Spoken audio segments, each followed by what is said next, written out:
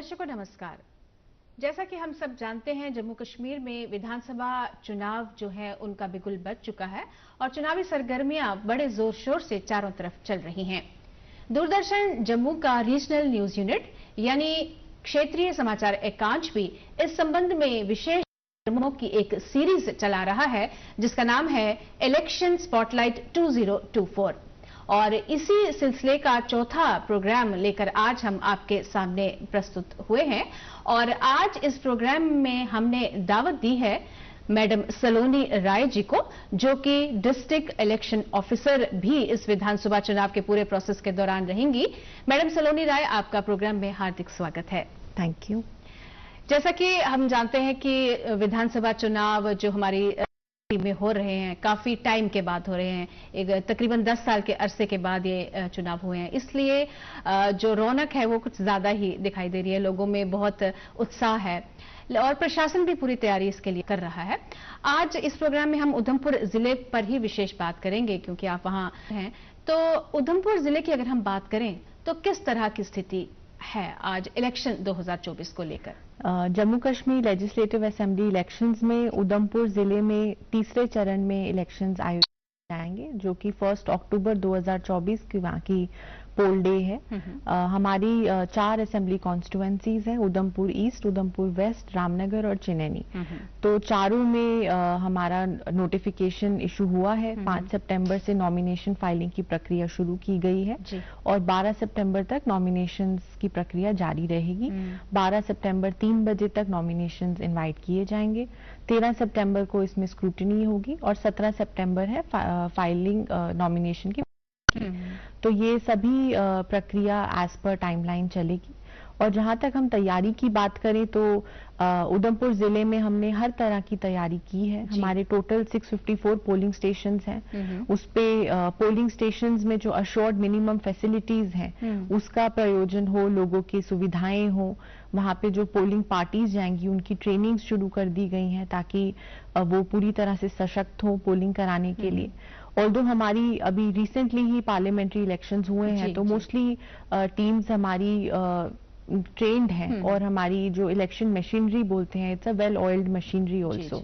तो पिछली बार भी हमारे इलेक्शंस कई अरसे के बाद हुए थे और बहुत अच्छे स्मूथ इलेक्शंस गए और कोई भी अनटूवर्ड इंसिडेंट या कोई भी ऐसी कंप्लेंट नहीं सामने आई। और इस बार भी हमारी टीम्स पूरी तरह से तैयार हैं और हमारी पूरी ये मेहनत रहेगी कि हम फ्री, फेयर और इंड्यूसमेंट फ्री इलेक्शंस, जैसा इलेक्शन कमीशन का उनका मोटो है, तो वो हम जरूर करवाएंगे उधमपुर जिले में। जी, उधमपुर जिला एक बहुत बड़ा जिला, क्षेत्रफल के हिसाब से अगर बात करें तो कुछ इलाके जो हैं दूर दराज भी हैं, पहाड़ी इलाके हैं, तो वहां का जो वोटर है उसे भी अपने मतदान के हक का प्रयोग करने का मौका मिले, उसके लिए क्या कुछ खास तैयारी प्रशासन द्वारा की गई है? हमारे कई ऐसे पोलिंग स्टेशंस हैं जो नियरेस्ट रोड कनेक्टिविटी से 6-7 घंटे की दूरी पर रहते हैं। और ऐसे जो हमारे दूर दराज इलाके हैं, जैसे कि उधमपुर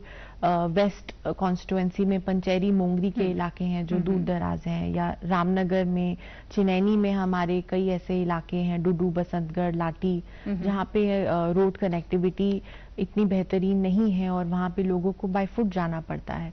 तो ऐसी लोकेशंस पे हमने स्पेशल अरेंजमेंट्स किए हैं विद रिस्पेक्ट टू, एक तो पोलिंग पार्टीज को वहाँ पे पहुँचाने के बंदोबस्त के पर्सपेक्टिव से। ये हमारे कई ऐसे पोलिंग स्टेशन हैं जो P- पे पोलिंग पार्टीज डिस्पैच होंगी। मतलब जनरली हमारी सारी polling parties P-1 poll day से एक दिन पहले निकलती हैं, मगर ये ऐसे हमारे 11 पोलिंग स्टेशन ऐसे रहेंगे जिसमें पोल से 2 दिन पहले हमारी पार्टीज निकलेंगी, ताकि अगर कोई रास्ते की दिक्कत है या कोई कनेक्टिविटी का इशू है तो वो आराम से अपनी पोलिंग स्टेशन पे एक दिन पहले ही पहुंच के वहां पे सेफ एंड सिक्योर रहें। और वोटर जागरूकता की जहां पे बात करी जाए तो उसमें हमने एनालाइज किया हमारी पार्लियामेंट्री इलेक्शन में हमारी उधमपुर में 70% वोटिंग गई, जो कि अच्छी वोटिंग थी। उसमें भी हमने एनालाइज किया कि जिन जिन पोलिंग स्टेशंस में 70% से कम वोटिंग गई है, वो हमारे लिए इस बार हमारे लिए टारगेट पोलिंग स्टेशंस रहेंगे, और वो फोकस रहेगा हम जो स्वीप की एक्टिविटीज करवा रहे हैं, वोटर अवेयरनेस की, प्लस वहां पे जो BLOs डिप्यूटेड थे उनसे हमने अलग से सेशन किया कि क्या ऐसा इम्पेडिमेंट रहा उनके पर्सपेक्टिव में कि जहां पे वोटर टर्नआउट हमारे एवरेज से कम गया। तो वहां पे भी हम स्पेशल स्वीप की ड्राइव्स करवा रहे हैं। वहां पे हमने इलेक्टोरल रोल को भी और ध्यान से देखा कि क्या हो सकता है वहां पे कोई डेड वोटर्स ज्यादा हो या शिफ्टेड वोटर्स हो जो कहीं माइग्रेट कर गए हैं मगर वो रोल में रिफ्लेक्ट नहीं हुआ है। तो ये सारी स्ट्रैटेजीज हमने अपनाई हैं और हम आशा रखते हैं कि इस बार उन सब पोलिंग स्टेशंस में भी हमारा परसेंटेज अच्छा जाए।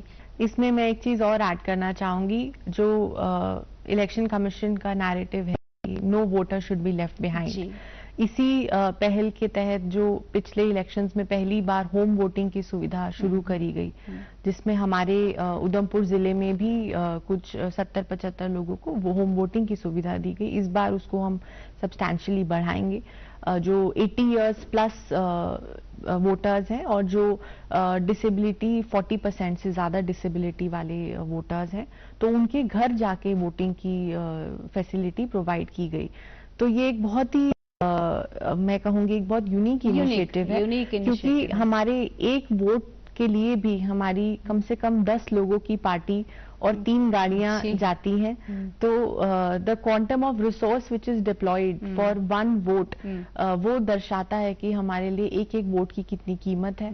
और हमारा पूरा इलेक्शन मशीनरी इस चीज के लिए कटिबद्ध है कि कोई भी वोटर पीछे ना रहे, और लोगों को हम बहुत अपील भी इसीलिए करते हैं कि वो अपना जो टू वोट है वो जरूर एक्सरसाइज करें। सीनियर सिटीजन्स की आपने जैसे बता दिया कि सीनियर सिटीजन्स के लिए कुछ विशेष आपने इंतजाम किए हैं, इलेक्शन कमीशन की ओर से भी गाइडलाइंस हैं।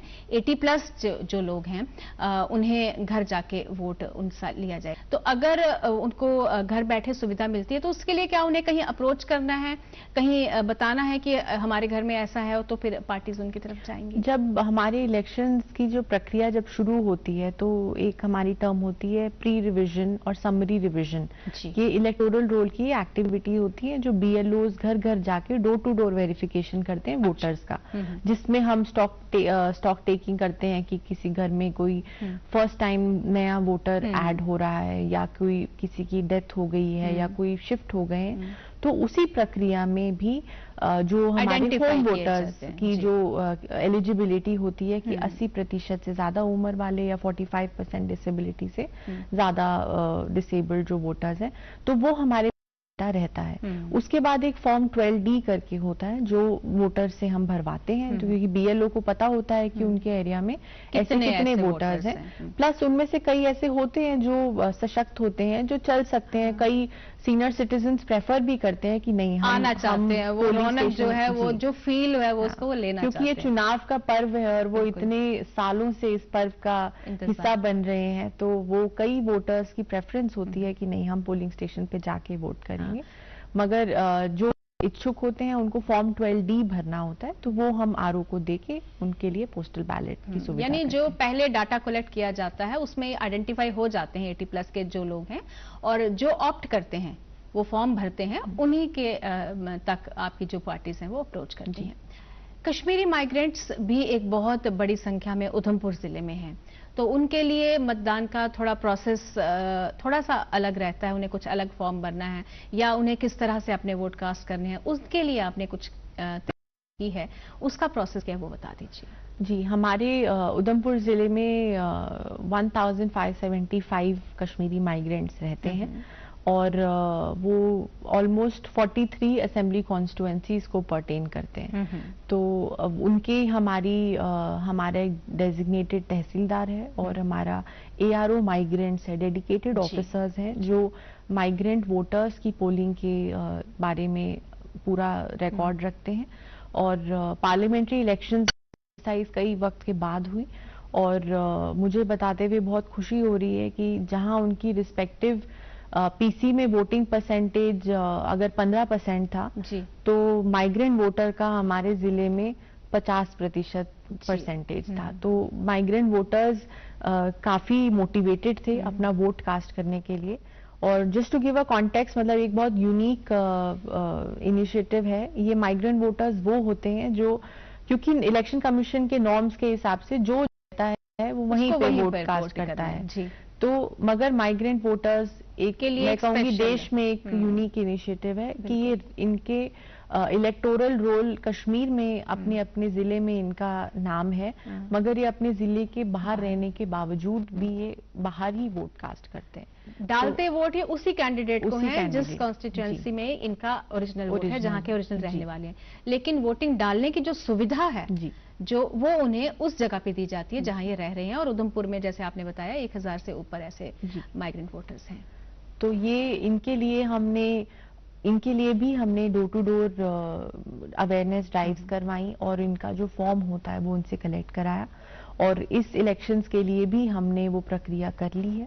और हमने अब हर फेज में, क्योंकि इनका कश्मीर के करस्पॉन्डिंग वोट्स हैं, तो हर फेज में हमारे 13 से 14 ACs pertaining to Kashmir ACs वो यहाँ पे उधमपुर में रह के उनका करेंगे। तो उसकी भी हमारी पूरी तैयारी है।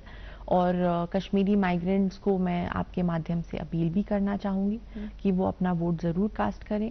ये एक बहुत यूनिक इनिशिएटिव है और सरकार का इसमें काफी लॉजिस्टिक्स और फ्रेमवर्क भी इन्वॉल्व होता है। तो लोगों को जो सुविधा मिल रही है उसको एक्सरसाइज जरूर करना चाहिए। इनकी कॉन्स्टिट्यूएंसीज अलग अलग हैं और इनको उसी दिन वोट करना है जिस दिन इनके ओरिजिनल कॉन्स्टिट्यूएंसी में वोट होगा।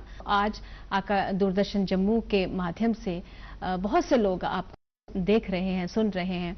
तो दूर दराज पहाड़ी इलाकों तक ये जो प्रोग्राम है दूरदर्शन जम्मू के समाचार एकांश की तरफ से प्रस्तुत किया जा रहा है, उन तक पहुंचेगा। उन्हें आप क्या अपील करना चाहती हैं?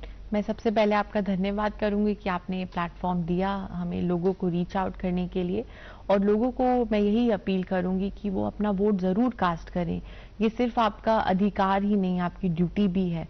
और लोगों को मोटिवेट करने के लिए हमने एक डोगरी में एक गाना भी लॉन्च किया है उधमपुर में, जिसमें मैं उसका 2 लाइन बोलूंगी कि ना कोई बहाना ना मजबूरी, वोट डालना बड़ा जरूरी। तो ये मैसेज आपके माध्यम से मैं लोगों को देना चाहूंगी कि वो अपना वोट जरूर कास्ट करें। और India is the world's largest democracy और हमारे को डेमोक्रेटिक जो फेस्टिवल है हमारा उसको जरूर बढ़ चढ़ के मनाना चाहिए और अपना राइट टू वोट जरूर एक्सरसाइज करना चाहिए। बिल्कुल सही कह रही हैं आप। ये मतदान का एक पर्व है और इस पर्व में हमें बढ़ चढ़कर हिस्सा लेना है। मैडम सलोनी राय जो कि डिस्ट्रिक्ट इलेक्शन ऑफिसर हैं उधमपुर जिले की, आज आप दूरदर्शन जम्मू के स्टूडियोज में आई और क्षेत्रीय समाचार एकांश द्वारा विधानसभा चुनावों को लेकर चलाई जा रही विशेष सीरीज इलेक्शन स्पॉटलाइट 2024 में आज आपने खासकर उधमपुर जिले के वोटर्स के लिए बहुत ही महत्वपूर्ण जानकारी हमारे दर्शकों के साथ साझा की। आपका बहुत बहुत धन्यवाद। Thank you. तो दर्शकों, उम्मीद करते हैं कि जैसे मैडम सलोनी राय कह रहे कि इस बार वोटिंग परसेंटेज जो है वो असेंबली इलेक्शंस में 80% से अधिक उधमपुर जिले में जाना चाहिए। और जो एक मोटो है कि हर वोटर को वोटिंग का हक मिलना चाहिए, उसको अपना वोट कास्ट करना चाहिए, इसी मैसेज के साथ आज का हम ये प्रोग्राम यहीं समाप्त करते हैं। दूरदर्शन जम्मू के क्षेत्रीय समाचार एकांश द्वारा इलेक्शन स्पॉटलाइट 2024 का आज का अंक समाप्त करने की